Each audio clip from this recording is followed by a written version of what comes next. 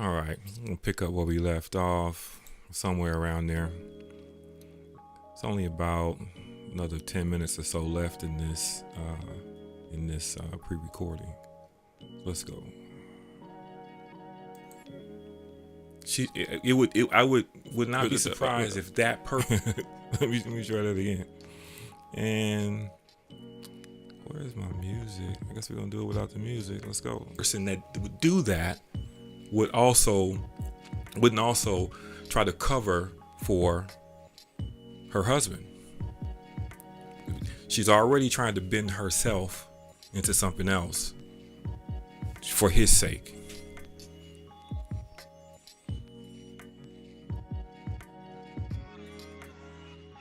And if she's willing to do that, what if some of the injuries that we know about from that child have to do with Morris, not Takaya?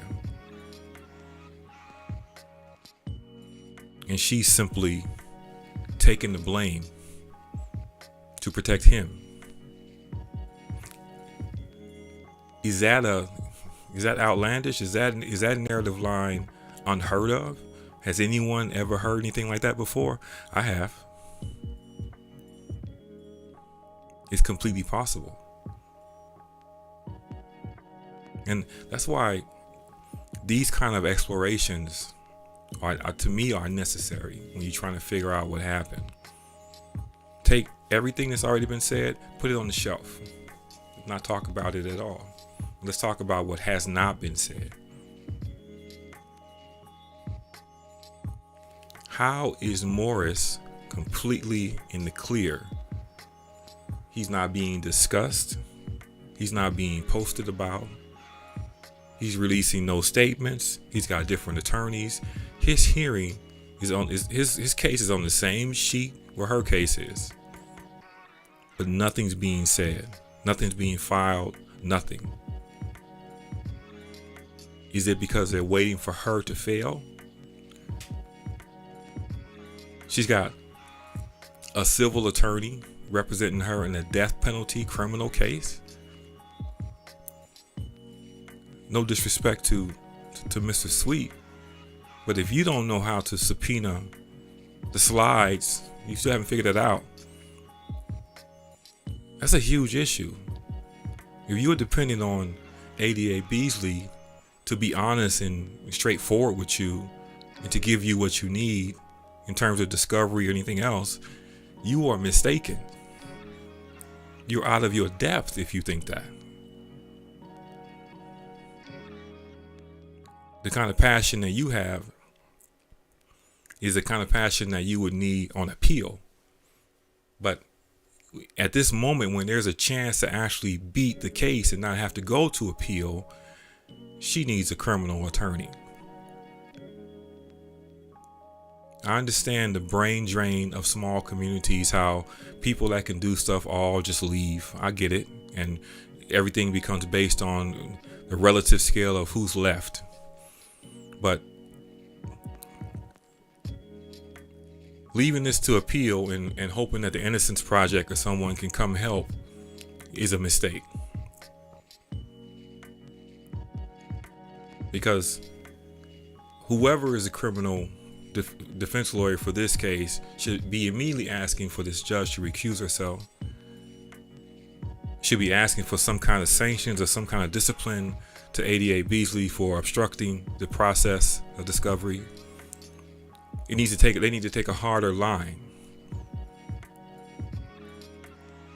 Because reading the transcripts and looking at exactly what's going on between the judge and the ADA, it's really difficult to actually to get a clear shot at any kind of justice. And again, I don't know who did it, but I know that our system of justice is predicated on both sides being honest and the judge being impartial.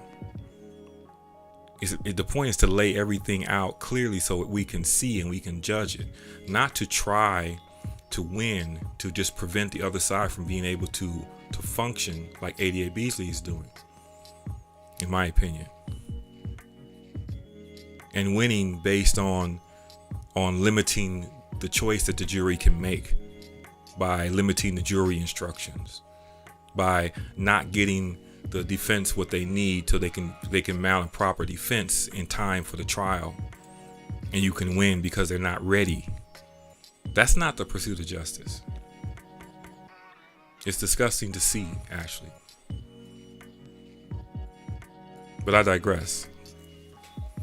And so for this session, I'm at, how long? It's like 25 minutes. And so the alternative narrative line for this one is, what about the husband? What about him? Reimagine this whole scenario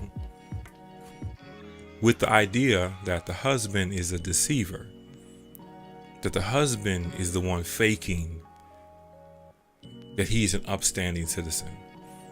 The husband is the one playing games with these young women, playing with their lives, playing with their emotions for his own satisfaction. The husband is the one that thought he was losing his mother in that moment. The husband is the one with the world on his shoulders in that moment.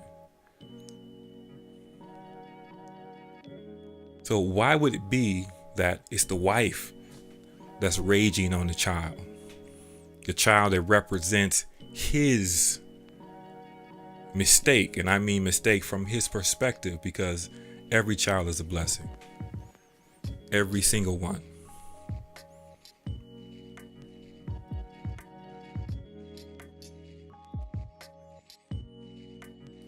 What about Morris?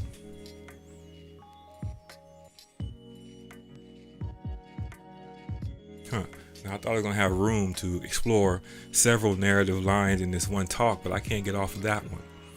So I'm going to leave this with just that one, and I'll come with a different one the next time. I want to explore what are the alternate theories for what could have happened with this child. And I'm talking about alternate theories that have not been explored.